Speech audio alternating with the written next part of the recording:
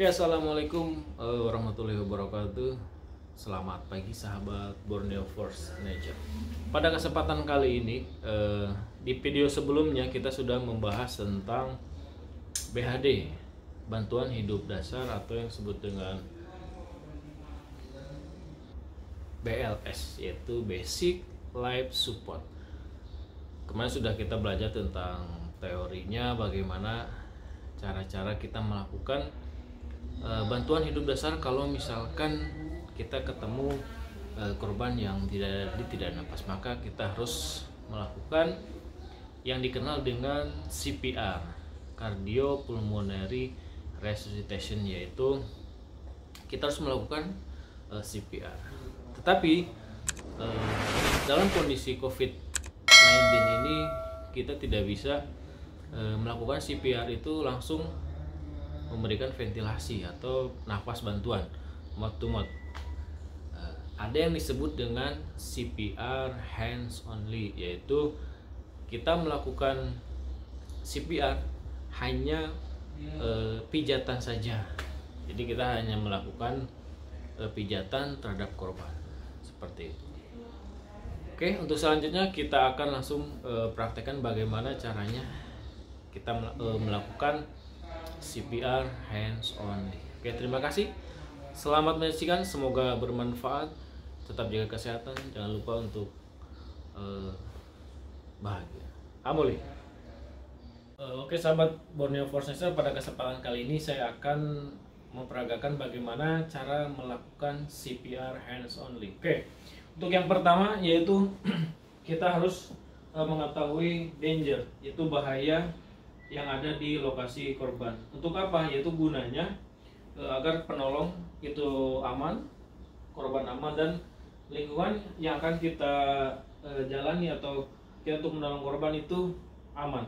Oke, yang pertama konsep danger. Oke, pastikan area korban itu clear. Ya, kita mutar 360 derajat. Pastikan tidak ada bahaya di area korban. Oke, jika dirasa danger itu clear, maka selanjutnya kalau misalkan ada saksi, apa ada saksi di sini? Tidak ada saksi. Ataupun kalau ada saksi, di sini ada. Bapak, perkenalkan, yang pertama perkenalkan diri.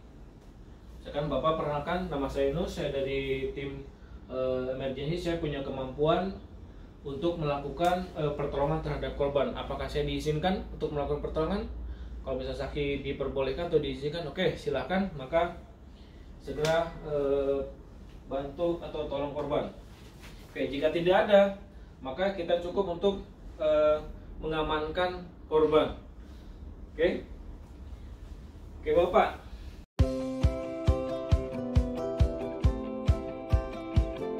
Bisa dengar saya, Pak? Pak, bisa dengar saya, Pak? Oke, Bapak permisi. Oke, Bapak bisa merasakan nyeri, Pak? Oke, tidak ada respon. Oke. Kalau misalkan korban ini tidak ada respon, maka kita segera untuk meminta bantuan. Kalau misalnya ada saksi tadi, maka kita minta bantuan ke saksi. Untuk yang pertama, untuk paramedik atau klinik terdekat. Karena korban tidak sadarkan diri, maka kita butuh namanya alat AED. Nah, nanti untuk selanjutnya kita akan membahas bagaimana cara mengaplikasikan alat AED tersebut. Oke, setelah kita minta bantuan, kita selanjutnya yaitu cek pulse and breathing atau pengecekan nadi.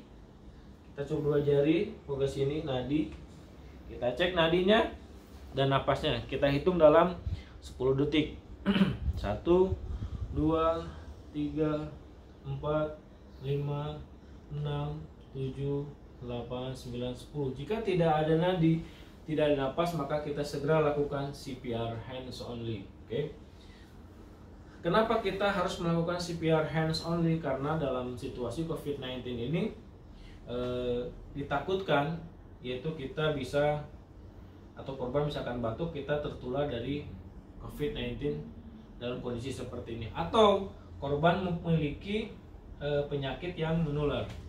Jadi untuk menghindari hal tersebut yang kita tidak diinginkan dan kita akan menjadi korban berikutnya, maka kita hanya melakukan CPR hands only. Oke, setelah itu kita expose ke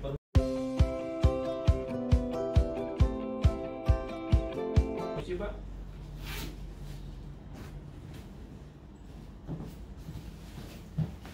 Oke, CPR. Boleh kalau misalkan tumpuannya boleh tangan kanan seperti ini. Di tangan kanan kita genggam seperti ini. Kita titik tumpuannya di antara dua puting susu seperti ini. Pandangan kita melihat ke arah korban. Jadi kalau misalnya korban ada respon, kita tahu korbannya merespon. Atau kita menggunakan tangan kiri bisa. Kalau misalnya powernya ada di tangan kiri boleh. Kita menggunakan tangan kiri. Karena saya terbiasa tangan kanan, maka saya melakukannya dengan tangan kanan. Oke, pastikan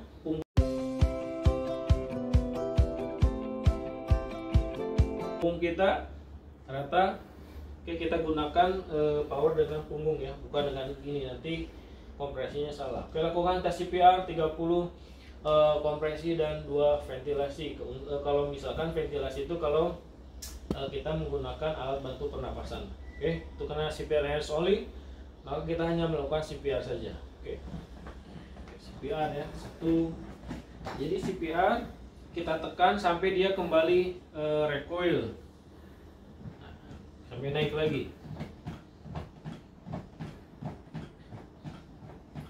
Oke, seperti ini.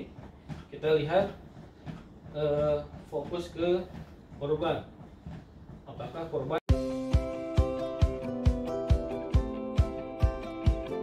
ada respon atau tidak? Oke. Kapan CPR ini di stop atau kita berhenti? Yang pertama, jika penolong sudah tiba, maka kita diceng atau ganti dengan penolong berikutnya.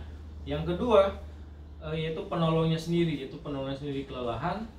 Dan yang ketiga itu korban selama kita melakukan CPR itu tidak ada respon, maka selanjutnya jadi itu kita stop CPR hands only tersebut. Oke sahabat Borneo, semoga bermanfaat. Jika ada pertanyaan atau hal-hal yang masih kurang jelas kita sharingkan, silahkan komen di kolom berikutnya. Oke, terima kasih.